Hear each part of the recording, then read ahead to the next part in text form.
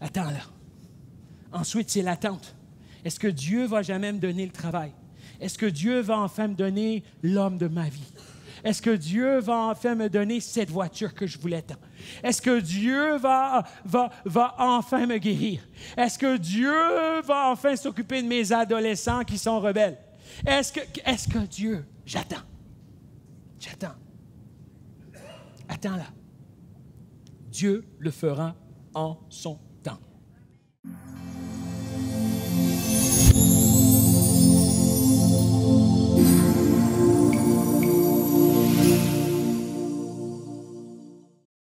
Donc, j'ai quelques questions pour toi, qu'on puisse apprendre à te connaître, mais en même temps, entendre comment Dieu agit, comment il t'a sauvé, comment tu es devenu un enfant de Dieu. Et juste avant, peux-tu nous dire depuis quand tu es marié, à combien vous avez d'enfants, qu'on puisse apprendre à te connaître un peu? On est mariés. Premièrement, je vais sourire. Nice. Je suis marié depuis... je vais venir pour manger la tarte, là. Je serai là. On va faire le voyage. On est mariés depuis bientôt 18 ans. Avec Myriam, vous voyez, ma femme doit faire une précision. 18 ans, depuis 18 ans. On a, je pense à l'écran, on peut montrer notre mariage il y a 18 ans, comme quand j'étais encore meilleur au gym. Hein. On dirait Eddie Murphy. Ouais. T'es beau comme Eddie Murphy. Pas pire, hein? Pas pire. Puis ensemble, il n'y a pas longtemps, là, on sort souvent ensemble. Elle est extraordinaire. Moi, je suis normal. Puis on a ensemble 3 enfants.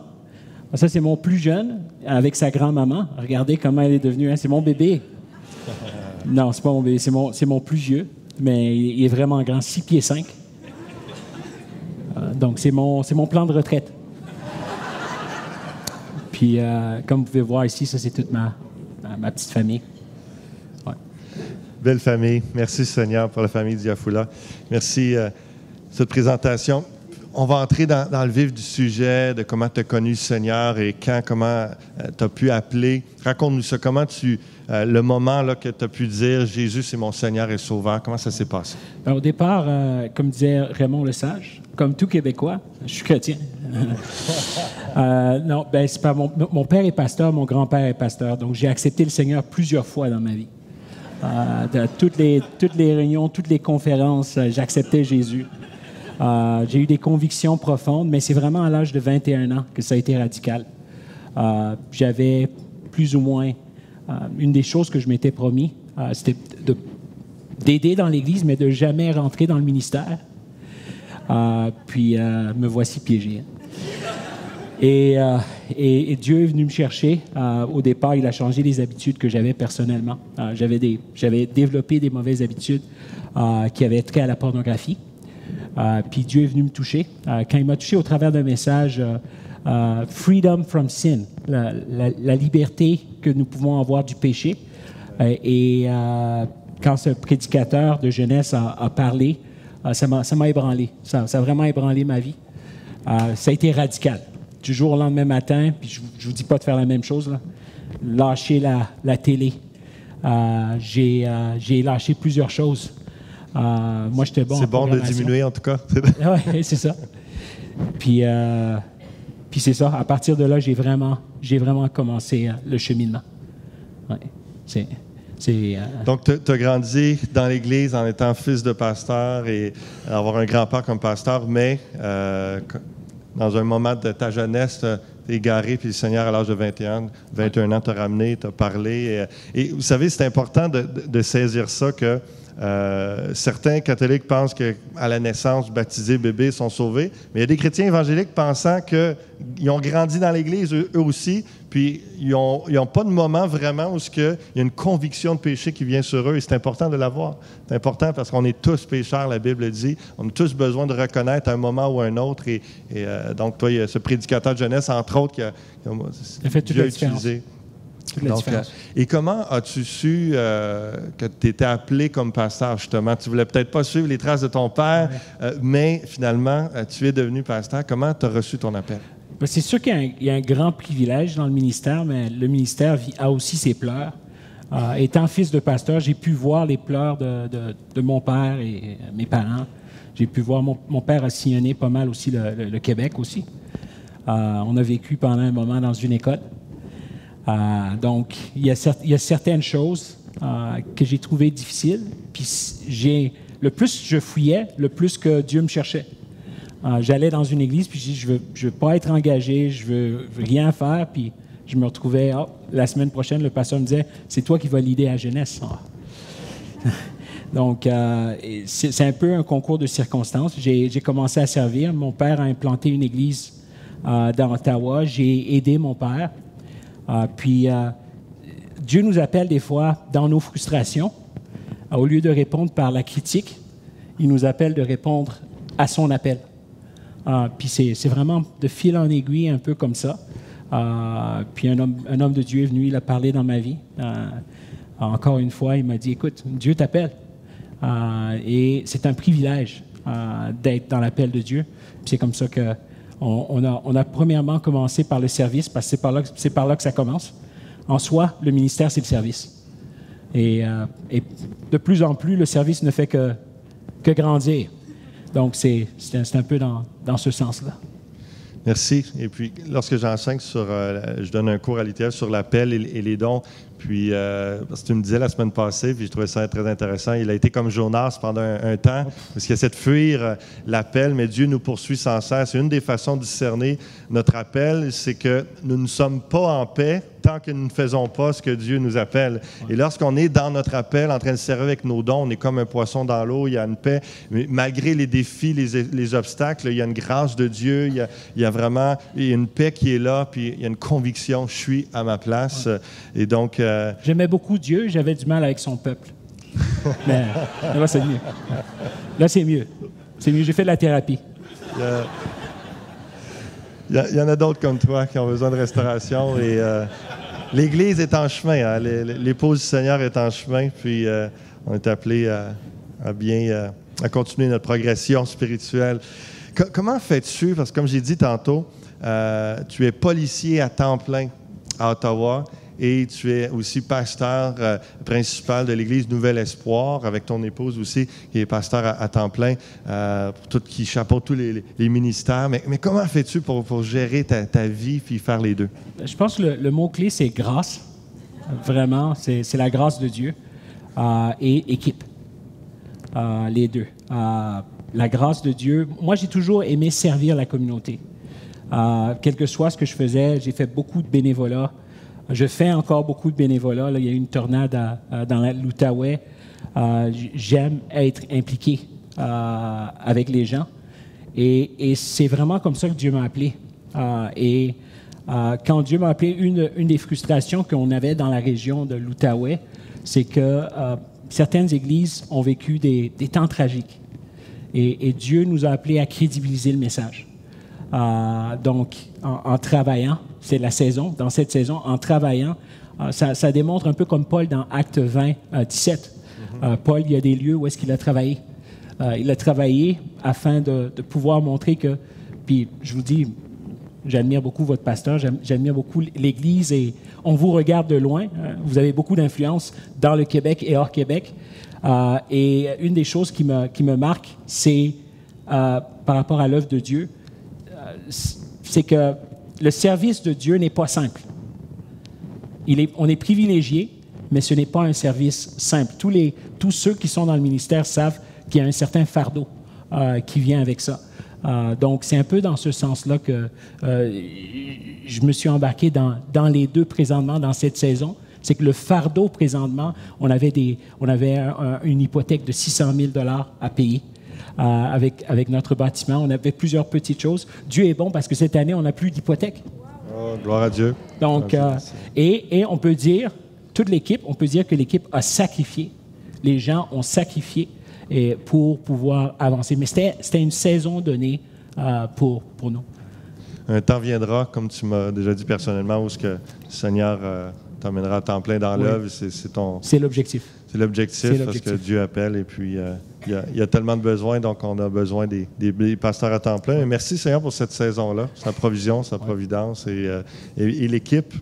l'équipe autour d'eux. Lorsque j'étais à l'Église Nouvel Espoir, j'ai pu voir justement toute cette belle équipe-là, vraiment une belle chimie, une très belle église. Et j'aimerais justement qu'on termine l'entrevue, que tu nous parles un peu de ton église, s'il vous plaît. Oui. On a commencé 20 personnes. Et 20 personnes avec les enfants y compris. Donc, on comptait ceux qui étaient dans la salle de bain aussi. Et c'était vraiment des moments, tu sais, je faisais un appel, puis ma femme venait en avant, là. Tu as besoin de te repentir. Et des fois, on finissait le service en cercle en avant et tout ça. Puis je me rappelle, parce que quand je parle d'influence, là, c'est pas qu'il m'a donné un billet de 100 $. Je vais vous dire, vraiment, dans les premières années, j'ai vraiment été touché. Il m'encourageait beaucoup. Je me rappelle encore, Fusion était à Waterloo. C'était l'église de Waterloo. Puis on s'encourageait les uns les autres. David, il dit que j'ai un beau sourire, mais vous avez tout un homme de Dieu dans l'église ici.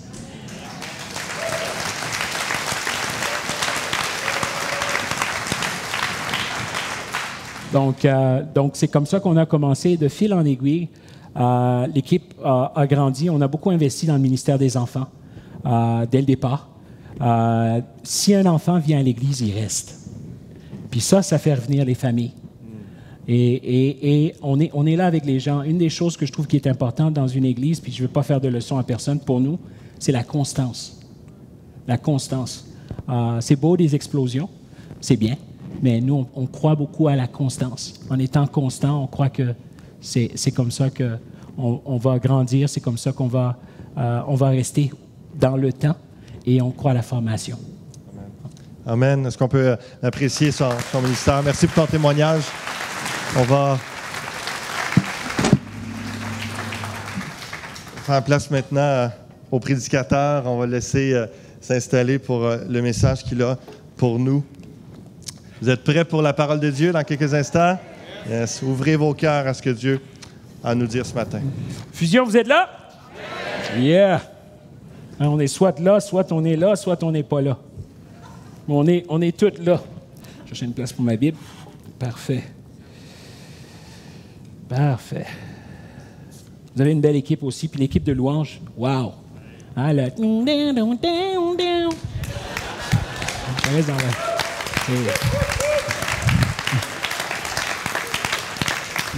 J'aime la louange.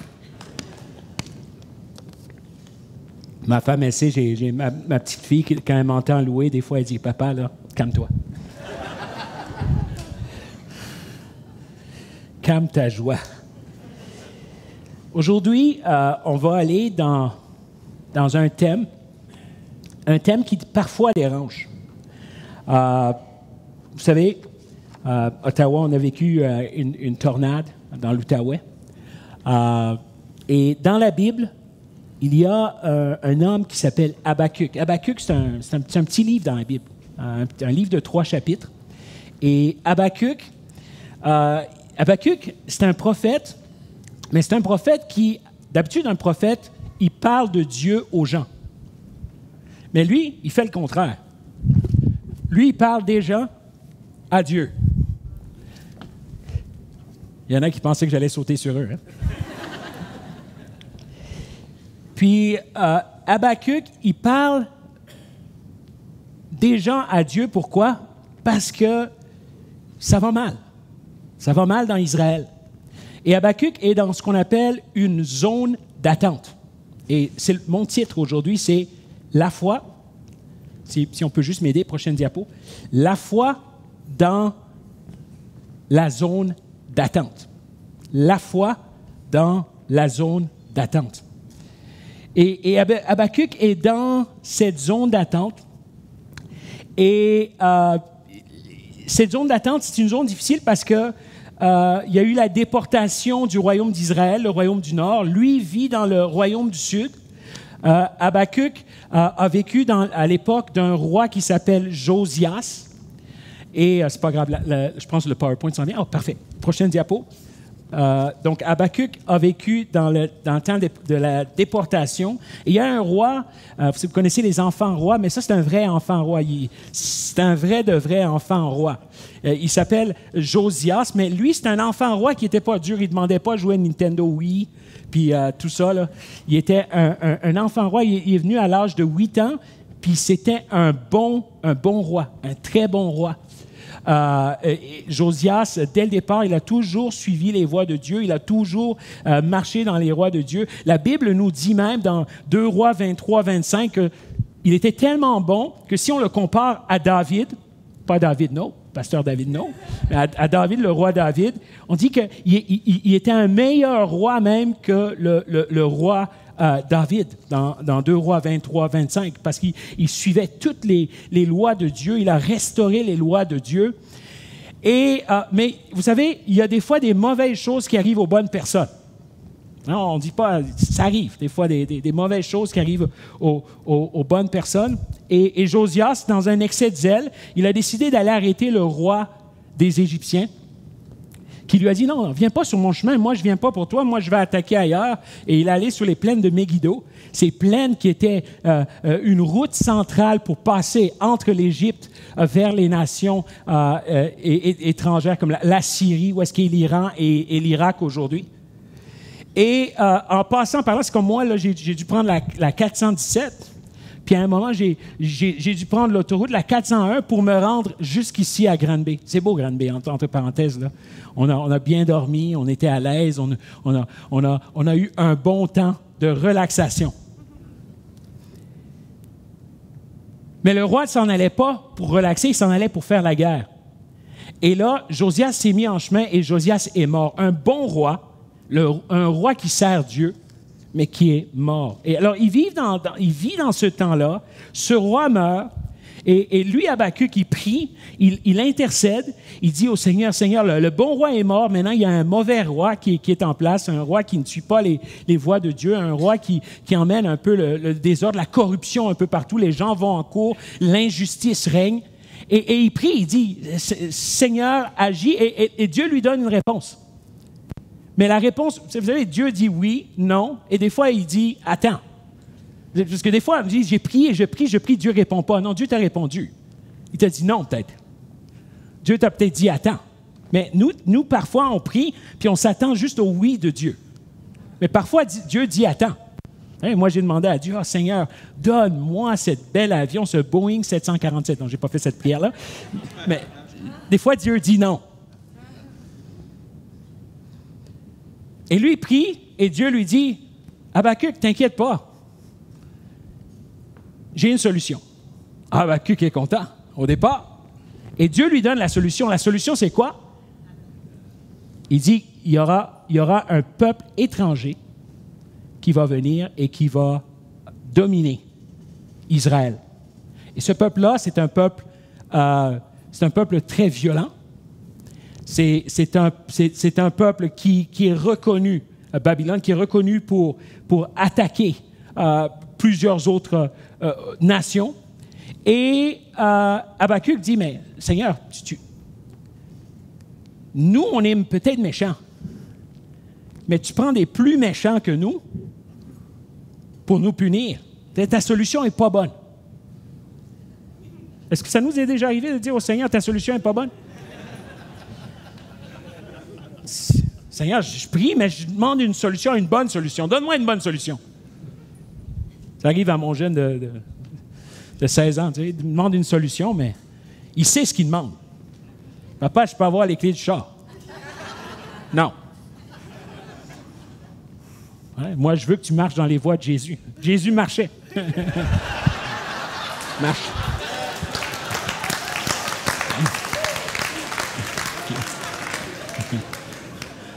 Je peux la faire parce qu'il n'est pas ici. So, Habakkuk est déçu. Habakkuk frappe un mur. Vous savez, dans la Bible parle des échecs. Des fois, on a peur de parler des échecs. Même en tant que prédicateur, ça nous rend inconfortable de parler des échecs. Mais vous savez, la Bible parle de l'échec d'Abraham avec son neveu Lot, par exemple. La Bible parle de la vente de Joseph, qui était un échec familial. Et la Bible parle de la mort de Samson. La Bible parle de la mort de Jésus. Imaginez-vous suivre quelqu'un, suivre un leader des années et des années. On vous dit c'est le Fils de Dieu. Et vous vous retrouvez dans un jardin avec lui, on l'arrête, on le frappe et il ne fait rien. Vous le trouvez à la croix. Tous vos amis vous disent, vous avez suivi, c'est un gars d'une secte. Est-ce que ça allait? On t'avait dit d'avance, même les gars qui t'avaient rien dit vont te dire, on t'avait dit d'avance de ne pas aller là. Il meurt. On le met dans un tombeau. Là, tout le monde savait. C'est pour ça qu'ils se cachaient. Ils se sont cachés. Pourquoi? Ils avaient honte. Une coupe de fidèles. Vous savez, c'est pour ça que les femmes, c'est important dans une église. Les femmes vont rester avec vous jusqu'à la croix. C'est ça que la Bible nous enseigne. Les femmes disent... Mais il y a des hommes fidèles comme Jean. Il y a des hommes fidèles. Et cet homme-là qui est resté fidèle à Dieu, qui s'appelle Jean, qui était l'ami de Jésus. Et Jean, j'aime Jean parce qu'il est tellement intelligent. Dans l'échec même, il court, mais il est intelligent. Il court avec Pierre pour aller voir. Pierre, il n'était pas un homme chauvin. Pierre était un homme, quand les femmes sont venues vers lui, il est allé voir au tombeau. Il a couru, mais Jean était, vous savez, Jean c'était Jean le sage. Jean arrive au tombeau et qu'est-ce qu'il fait? Il s'arrête devant le tombeau. Si vous lisez les textes, il s'arrête devant pour attendre que Pierre rentre. Encore qu'il y a un piège, au moins je vais l'entendre qu'il y en a. Des déceptions, je veux dire des déceptions. Quand tu frappes un mur, un plateau spirituel, quand tu as une nouvelle de cancer, quand tu viens de perdre ton travail. Tu fais toutes les bonnes choses. Tu viens de perdre ton travail. Quand tu vis une séparation pendant que tu pensais que tout allait bien à la maison. Des déceptions. Tu as étudié pour un examen, mais tu n'as pas eu la note que tu voulais. Habakkuk est dans un moment de déception. Et c'est là qu'il écrit ce texte. On est au chapitre 2. Et Habakkuk dit, « Je veux être à mon poste et me tenir sur la tour. Je veux veiller pour voir ce que l'Éternel me dira et ce que je répliquerai à mes reproches. » Amad, je veux me tenir. Je m'excuse de mon anglicisme ici. I want to stand. Je vais être ferme. Je veux me tenir. Je veux me tenir ferme. Et je veux veiller. Habakkuk scrute l'horizon pour guetter les signes symboliques. Il regarde en avant, il entend la voix de Dieu et il dit « Je veux me tenir ». Alors, la première chose qu'il faut faire dans des circonstances injustes, c'est s'arrêter et écouter. Prochaine diapo. Arrêter et écouter. Mais trop d'entre nous, moi le premier, on est des chrétiens, moi j'appelle ça des chrétiens TDS. Il y a TDH, mais il y a les TDS. Vous savez c'est quoi un TDS? J'avais pensé avoir un sac aujourd'hui. C'est des têtes dans le sac. Parfois, on est face à des défis, mais on est TDS. Oh, ça ne va pas dans le couple. Non, tout va bien. Tout va bien. Ça va bien. Non, les choses changent, ça va bien. Ça ne va pas dans ton corps, tu devrais changer de diète. Non, ça va bien. Ça va bien, il n'y a pas de problème, il n'y a pas de problème. Tu devrais passer plus de temps dans la lecture. Non, ça va bien. Ça va bien. Ça va bien. Mais parfois, ce qu'on aurait besoin, c'est un thermomètre, puis regarder le thermomètre, puis croire au thermomètre. Puis s'arrêter, puis écouter. Qu'est-ce que le Saint-Esprit nous dit? Qu'est-ce que Dieu nous dit au travers de sa parole? Ce premier verset nous montre comment faire face aux épreuves, comment faire face à l'injustice. Il nous faut nous arrêter. Il s'arrête pour voir ce que Dieu va faire. Dieu m'a mis dans le cœur que dans l'épreuve, il faut qu'on arrête de chercher l'ennemi, mais il faut qu'on cherche plutôt l'enseignement. Seigneur, qu'est-ce que tu veux m'enseigner? Seigneur, qu'est-ce que tu veux me montrer au travers de cette épreuve? On a, depuis un certain temps, à l'Église, on a recruté une compagnie de branding qui nous aide, parce que le branding, c'est un peu comme l'évangélisation moderne. En plus de l'évangélisation qu'on fait, l'image qu'on montre à l'Église. Et vous savez, le branding, quand on a une compagnie comme ça qui vient à l'Église, le problème, c'est qu'ils arrivent et c'est carrément comme s'ils te scrutent. Et il regarde toutes les choses que vous devez changer, toutes les choses que vous devez faire à l'Église. Et on a un jeune garçon qui s'appelle Dominique qui vient. Et Dominique est plus jeune que moi. Je suis jeune, mais Dominique est très jeune. Et Dominique nous dit des choses parfois qui nous mettent inconfortables. Il nous scrute, il nous arrête. Non, c'est pas comme ça qu'on devrait faire ça. On devrait faire ça de telle manière. Et le plus de conseils qu'on écoute de lui, malgré sa jeunesse, parce qu'il connaît son milieu, le plus qu'on l'écoute, le plus qu'on progresse. Vous savez, la croissance fait mal. Moi, je me rappelle la journée tragique où est-ce qu'on m'a emmené à l'école.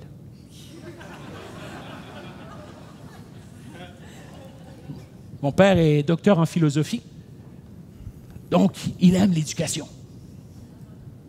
Mais je n'aimais pas autant l'école. Et comme Tom Sawyer, je regardais à l'extérieur souvent. Mais je me rappelle la première journée qu'on m'a emmené à l'école. C'était des journées de larmes.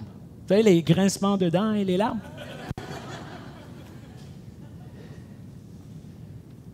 Mais il fallait qu'on m'emmène à l'école pour qu'il y ait croissance.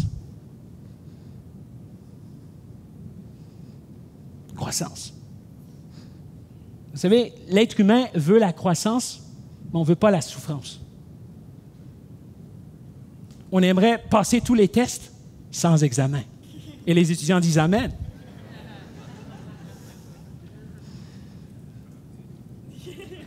Habakkuk 2.2, il continue par dire « L'Éternel m'a répondu. » Et il m'a dit « Mets la vision par écrit. » Grave-la. Le mot hébreu ici, c'est « katab ». Écrit.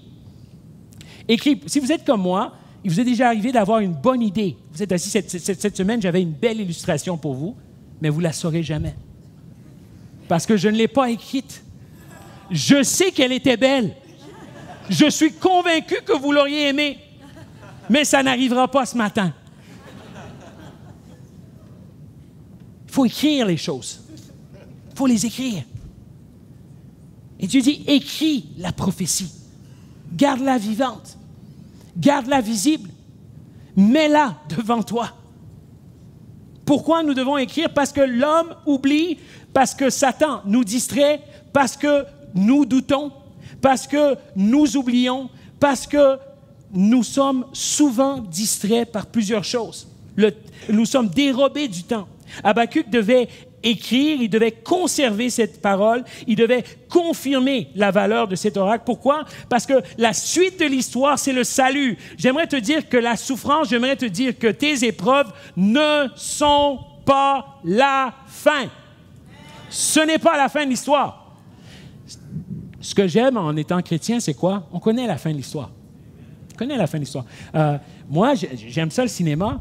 Et quand j'étais plus jeune, j'aimais regarder ma mère. Elle devient très stressée quand c'est un film d'action.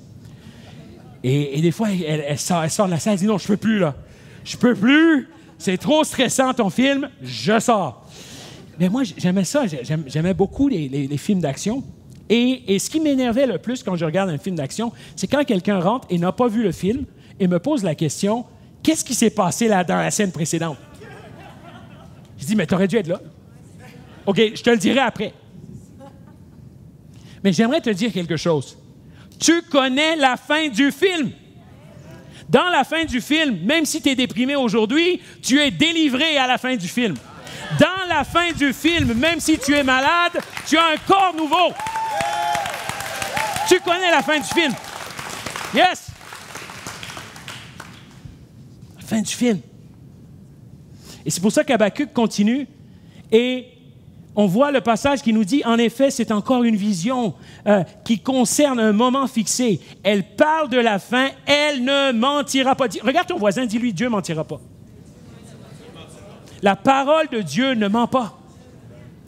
Si elle tarde, voilà notre problème. Si elle tarde.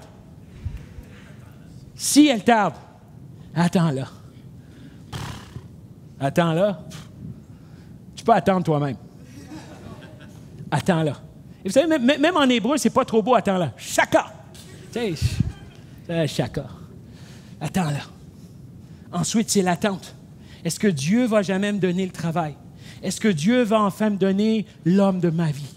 Est-ce que Dieu va enfin me donner cette voiture que je voulais tant? Est-ce que Dieu va enfin me guérir? Est-ce que Dieu va enfin s'occuper de mes adolescents qui sont rebelles? Est-ce que Dieu... J'attends. Attends là. Dieu le fera en son temps. Il y a une chanson qu'on chantait plus jeune à l'église. C'était « En son temps,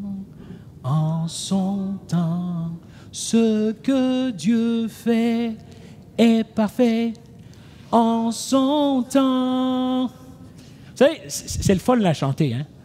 Et cute.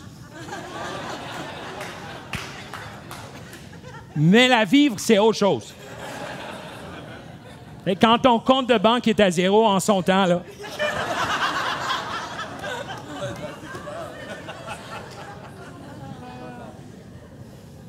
Dis pas amen, tu peux dire aïe aïe.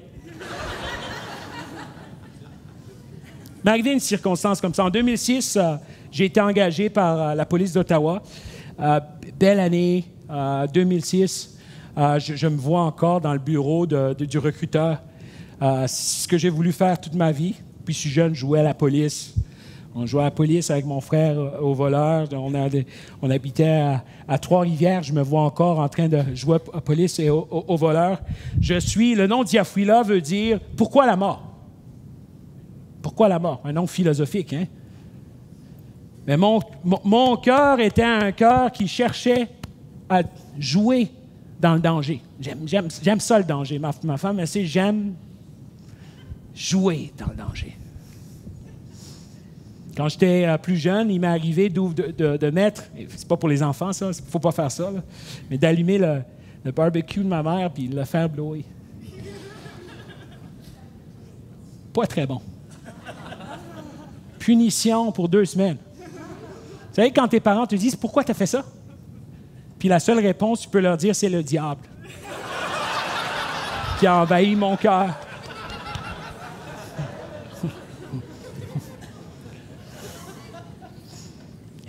Et t'espères qu'on ne va pas t'imposer les mains.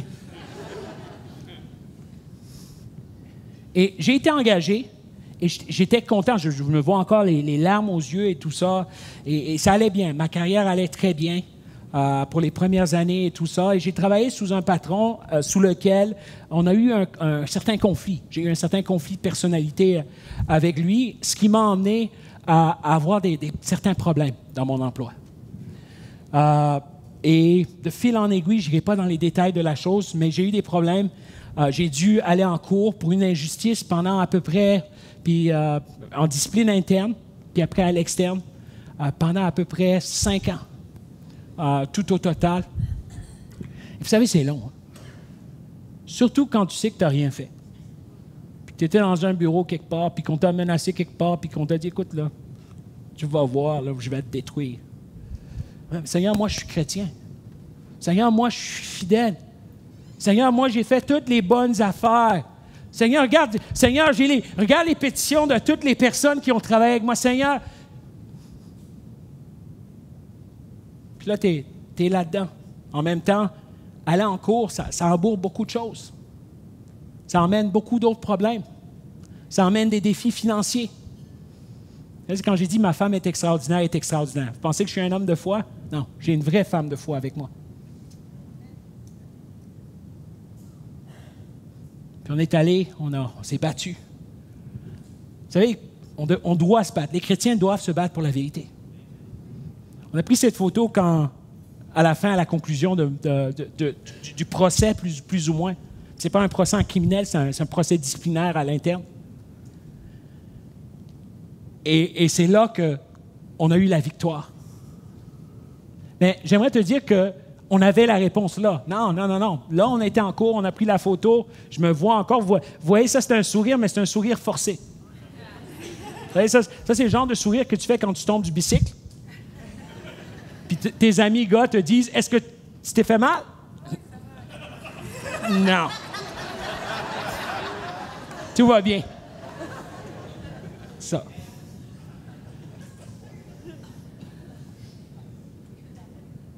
Je me rappelle, il y a une photo qu'on a chez nous. Je la vois souvent. 19 décembre 2010, qu'on a eu une mauvaise nouvelle. Puis le 21 décembre, on était avec nos enfants en préparation de Noël. Papa et maman sont en train de penser comment ils vont payer des factures. Puis je vois cette photo, puis je nous vois en train de garder le sourire. Puis Seigneur, mon témoignage. Parce qu'on ne le dit pas assez souvent, là. Mais quand ça va mal, on aime bien paraître, hein?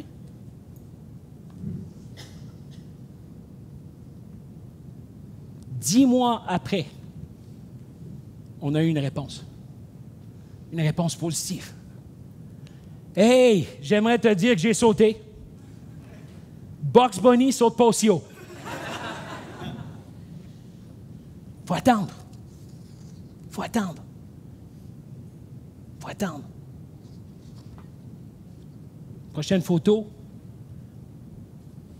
Là, j'ai été, il n'y a pas longtemps, j'ai eu une promotion au travail. Puis je vais travailler dans le bureau des détectives. Puis, tu sais, c'est excitant, ce que Dieu peut faire. C'est excitant. Ça, c'était avec certains de mes collègues. Puis on festoyait ça il y a quelques semaines. Puis j'ai dit, waouh, c'est juste avant qu'on arrive, je pense la semaine dernière que c'est arrivé. J'ai dit, waouh, Dieu me veut à Granby. Hein? Si vous m'invitez souvent, c'est bien. Ça me donne des promotions. Vous ne dites pas Amen, mais je dis Amen. Puis dans tout ça, ma femme étudiait, elle a fini son diplôme. Puis j'aimerais juste qu'on prenne un temps pour...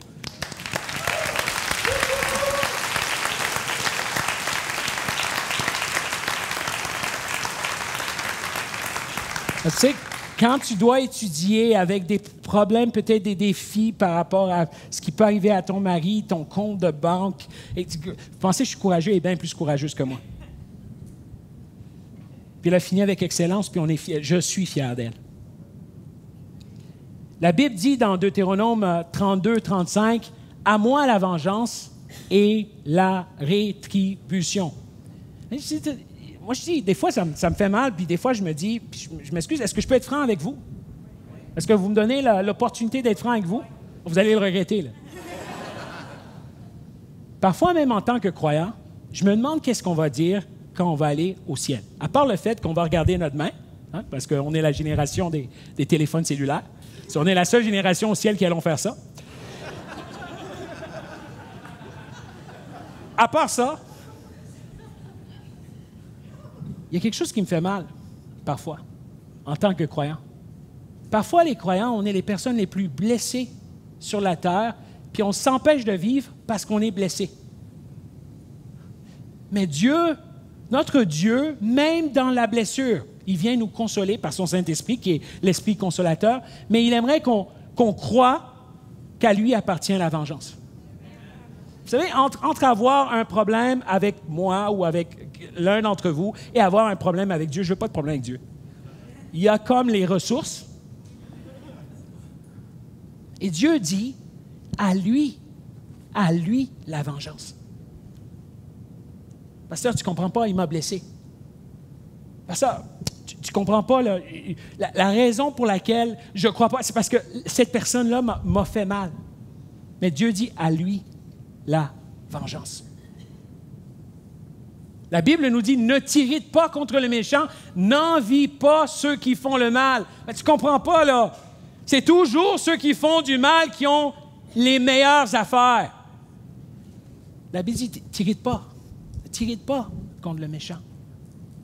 Car ils sont fauchés aussi vite que l'herbe. Seigneur, garde mon cœur de la jalousie, garde mon cœur de la critique, garde mon cœur de la déception.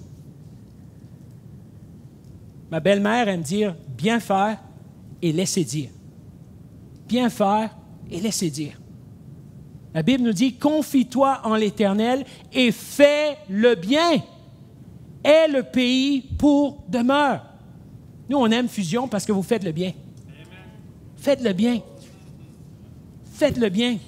Quelle que soit la critique, tu continues à faire le bien. Tu recommandes ton sort à l'Éternel et tu mets ta confiance en lui. Recommande ton sort. Un chrétien, même quand ça va mal, j'aimerais te dire qu'une église, même persécutée, un croyant, même persécuté, grandit. Si vous ne croyez pas aller dans les gyms, vous allez voir, ils sont persécutés. puis ça grossit. La Bible nous dit, dans Psaume 37, « Garde le silence devant l'Éternel et espère en lui. Ne t'irrite pas contre celui qui réussit dans ses entreprises. » Moi, je suis tellement content, je célèbre tellement les autres.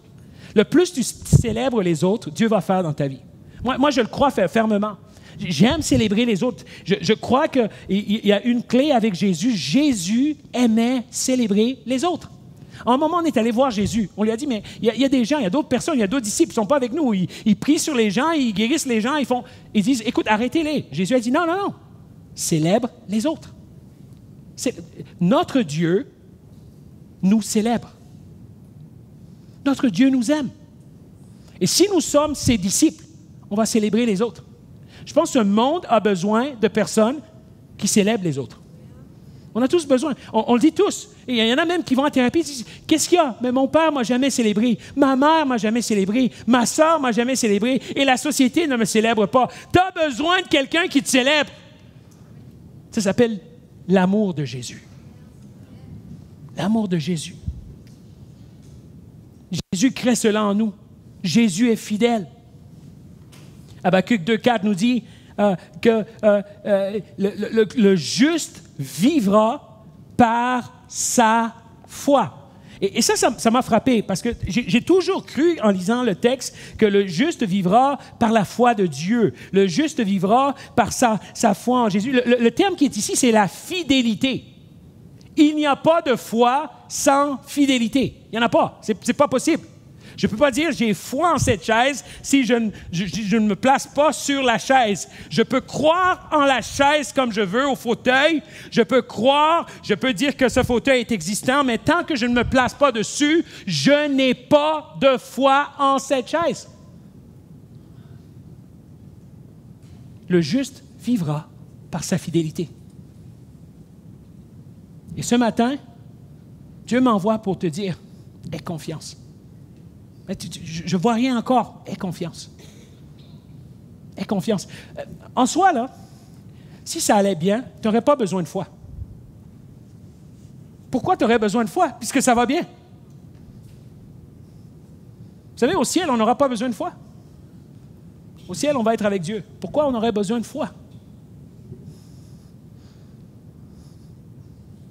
C'est dans l'épreuve qu'on doit étudier. Un prof qui aimait dire ça. Quiz, test. Relax, là. Mais si tu n'as pas étudié dans un test, ça va mal. La foi. On sent la maman, hein? Il y a un homme qui s'appelle Horatio Spafford. Puis c'est tout un témoignage. Peut-être vous connaissez la chanson « Quel repos, quel céleste repos ». Voici l'histoire derrière cette chanson. Cet homme était un homme d'affaires, il a tout perdu. Tout perdu. Il a perdu toutes ses propriétés et tout ça. Il y a eu un grand feu. Et avec le peu d'argent qui lui restait, il a envoyé sa famille pour aller voir John Wesley, qui faisait certaines campagnes d'évangélisation en Europe. Et je m'excuse, Moody, il a envoyé pour aller voir Moody, D.L. Moody. Et quand il a envoyé sa famille, est arrivé un accident de bateau.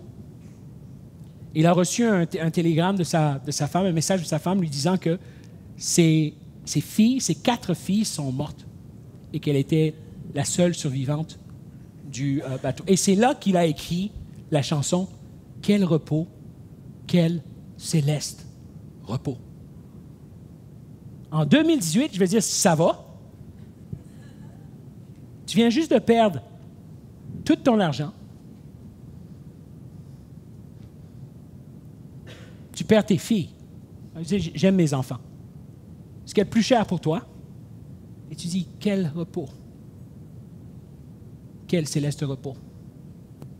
It is well with my soul.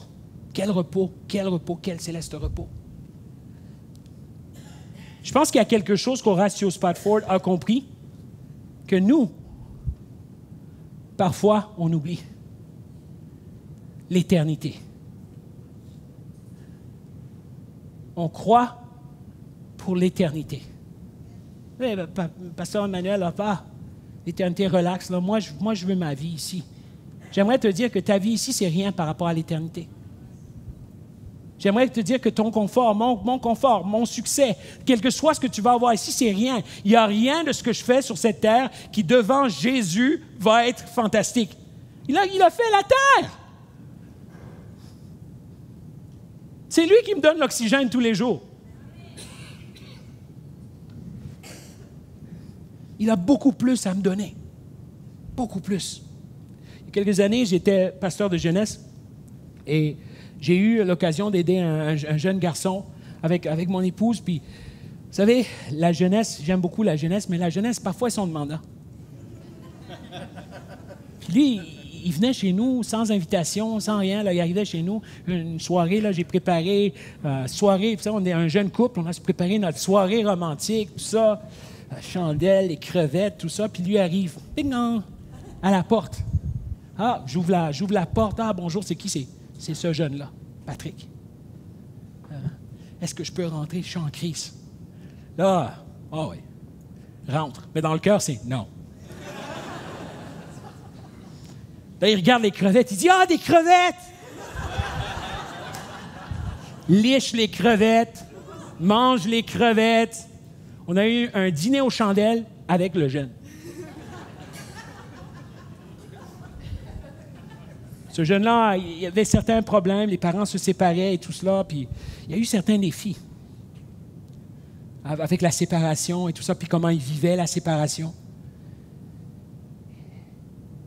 Et je me rappelle même dans une jeunesse, je l'ai dit à tous les jeunes, parce qu'il invitait ses amis, malgré les défis, il invitait ses amis à la jeunesse. Une fois, il a invité toute sa classe, toute l'école. Là. On est passé de 2 jeunes à comme 30 jeunes en une soirée. Et là, j'ai dit, vous savez, ici, je sens qu'il y a beaucoup de potes. Et là, ils ont eu peur. Ils ont tous checké leurs potes. J'ai dit, potentiel.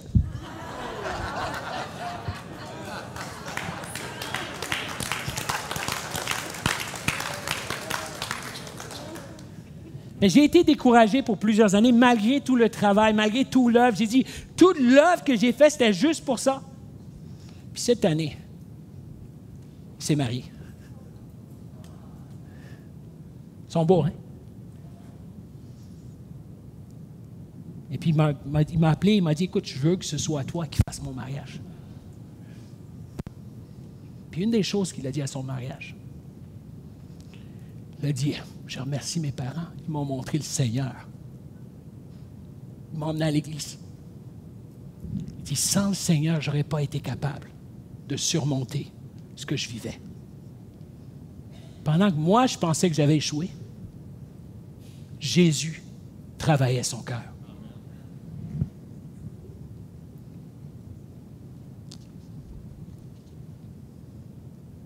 C'est dans la zone d'attente que la foi s'active. C'est dans la zone d'attente que la foi s'active. Pendant que les Chaldéens voulaient venir attaquer Juda, pendant que les Chaldéens s'en venaient pour détruire Juda, la foi d'Habakkuk était active. Or, qu'est-ce que la foi? La Bible nous dit, la foi est une ferme assurance des choses qu'on espère, une démonstration de celles qu'on ne voit pas. On raconte cette histoire qu'un jour, un homme est allé voir John Wesley et lui a dit, j'ai tellement de soucis, j'ai tellement de problèmes, ma vie va mal, qu'est-ce que je peux faire? Et John Wesley a élevé ses yeux et il a vu des vaches. Et il a dit, tu vois ces vaches? Et il dit, ces vaches ne regardent pas au travers de la pierre, mais ils ont mis leur tête sur la pierre. Sais-tu pourquoi? Et le monsieur dit non. Il dit, afin de regarder, afin de voir. Les vaches ne sont pas capables de voir au travers de la pierre. De la même manière, nous ne sommes pas capables de voir au travers des pierres de notre amertume. J'arrive à la conclusion. Et c'est ma première conclusion et ma dernière.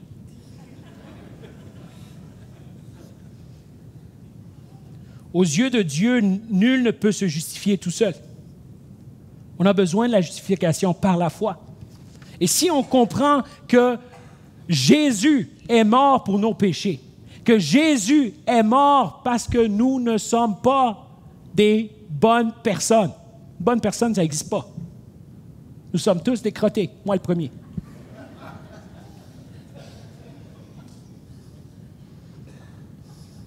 Si on comprend ça, si on comprend le travail de Jésus pour nos vies, on va pardonner, on va aimer. La deuxième chose, la manifestation universelle de la gloire de Dieu. Dieu nous aime. Dieu a rempli la terre de sa connaissance et de la connaissance de sa gloire. Sa présence est manifeste. Je suis convaincu que présentement, peut-être c'est ta première fois dans cette assemblée, présentement, Dieu t'aime. Et Dieu a rempli cette ville de sa connaissance. Dans Ésaïe 11, 9, il est écrit, on ne commettra ni mal, ni destruction sur toute la montagne sainte, car la terre sera remplie de la connaissance de Dieu. Mais j'aimerais te dire que la présence de Dieu nous remplit de sa connaissance. Et c'est pour cela que parfois, quand on s'approche de Dieu au départ, on sent les lieux de nos vies dans lesquels on doit changer. Vous savez, des fois même des moments de prière, c'est des moments d'introspective personnelle dans lesquels on dit « Seigneur, change-moi. Seigneur, change cette habitude. Seigneur, change cette manière de penser en moi. » Pourquoi? Parce que ça révèle notre cœur. Finalement, l'entrée en scène du juge céleste, nous allons tous faire face à Dieu dans l'éternité. Quelle que soit la personne, celle qui croit, celle qui ne croit pas, je dis, on est tous des êtres éternels. Vous lisez dans la Bible, vous allez voir, la Bible parle de l'éternité pour tout le monde. L'éternité avec Dieu ou l'éternité sans Dieu. Et j'espère pour toi l'éternité avec Dieu. C'est ce que j'espère pour toi. L'éternité avec Dieu. Il y a quelques mois, on a eu une nouvelle difficile. On a un pasteur qui est sur notre équipe. Grand cœur. Pasteur Janine se donne beaucoup. Ça donne aussi que c'est la mère de mon épouse. Et elle a eu une nouvelle de cancer l'année passée. Ça, c'est la famille. Et on a une petite famille franco-ontarienne, 10 enfants. Et vous savez, dans un moment où est-ce que l'Église, ça va bien, les choses vont bien, Dieu nous donne victoire, et puis on a cette nouvelle. Cancer, et à un moment, le médecin lui a même donné un montant de temps à vivre. Ce qui me frappe avec cette femme, c'est sa foi. Elle dit, je suis prêt de rencontrer mon Sauveur. Je ne sais pas. Et vous savez, sur le coup, nous, ça nous fait mal. Sur le coup, non. J'aime mon fils, il priait, on priait pour la grand-maman à la maison, puis il dit dans la prière, Seigneur, je sais que tu es prêt de voir grand-maman. Je sais que grand-maman est prête de te voir, mais nous, on n'est pas prêts.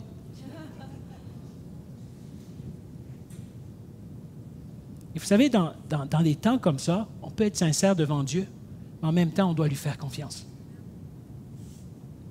Et en même temps, on doit accepter le processus aussi.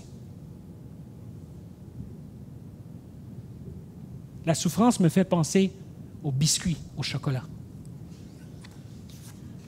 Et c'est par là que je conclus. Vous savez, si vous avez déjà préparé des biscuits au chocolat, vous savez que vous avez besoin de beurre. Vous savez que vous avez besoin de pépites au chocolat. Et vous avez besoin de farine, des œufs. Il y en a ici qui mangent des pépites au chocolat tout seul. Moi, j'ai mangé tout le paquet. Il y en a qui viennent la comprendre, hein?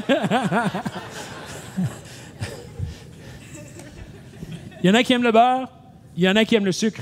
Mais je n'ai jamais vu quelqu'un manger la farine. Ah. Sinon, la police arrive.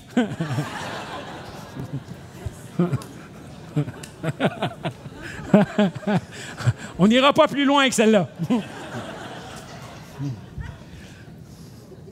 La farine, C'est comme la souffrance. Ça paraît que ce n'est pas essentiel. Pourquoi j'ai besoin de farine? Mais une fois que tu fais ton mélange, j'étais celui qui prenait le bol de maman. Wow! C'est bon. Ah, on va manger du chocolat bientôt. On va manger des biscuits au chocolat. Et là, tout le monde dit Amen dans la maison. Même la personne qui n'a pas de sourire, présentement, est en train de sentir les chocolats de sa maison. Il y en a qui vont s'arrêter au magasin pour acheter du chocolat aujourd'hui. Mais c'est ça la souffrance dans la vie. La souffrance dans la vie, les circonstances de déception, c'est comme la farine. Mais j'aimerais te dire qu'il y a des pépites au chocolat. J'aimerais te dire qu'il y a du beurre. J'aimerais te dire que même si tu sens que tu es dans le four, il y a quelque chose de mieux qui s'en vient. Alors aujourd'hui, mon premier appel, il est très simple. Si dans ton cœur, tu n'as jamais accepté Jésus, parce que Jésus est celui qui, quelles que soient les circonstances de ta vie, que tu sois heureux, que tu sois malheureux, que tu sois dans les bons jours, dans les mauvais jours, Jésus est celui qui est avec toi et qui t'abandonnera jamais.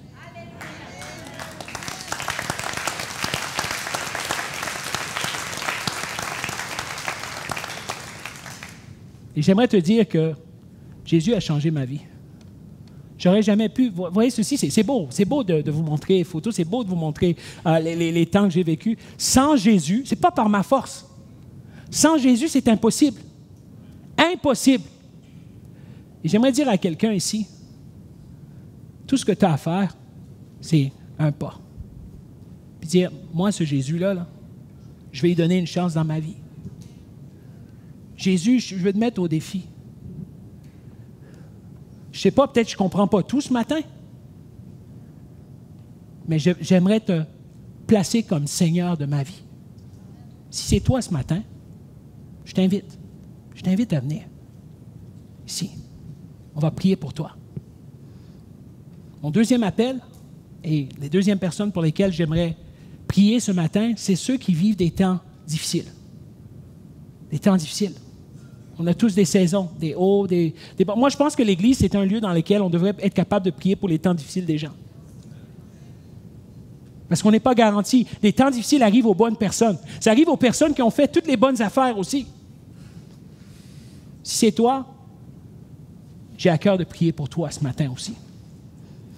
Alors, je ne sais pas, pendant que l'équipe s'avance, je crois, j'aimerais inviter ceux qui ont ça à cœur. J'aimerais t'inviter, viens. Je vais prier pour toi. On va prier ensemble. Si vraiment tu as ça à cœur, est-ce qu'il y a quelqu'un ici dans ce lieu qui aimerait qu'on prie pour lui ce matin? Quelqu'un qui ressent cela dans son cœur? Ah, merci, mon frère. Merci, je vais prier pour toi, mon frère. Quelqu'un d'autre, est-ce qu'on peut applaudir pour ceux qui s'avancent? Juste... Yes, yes.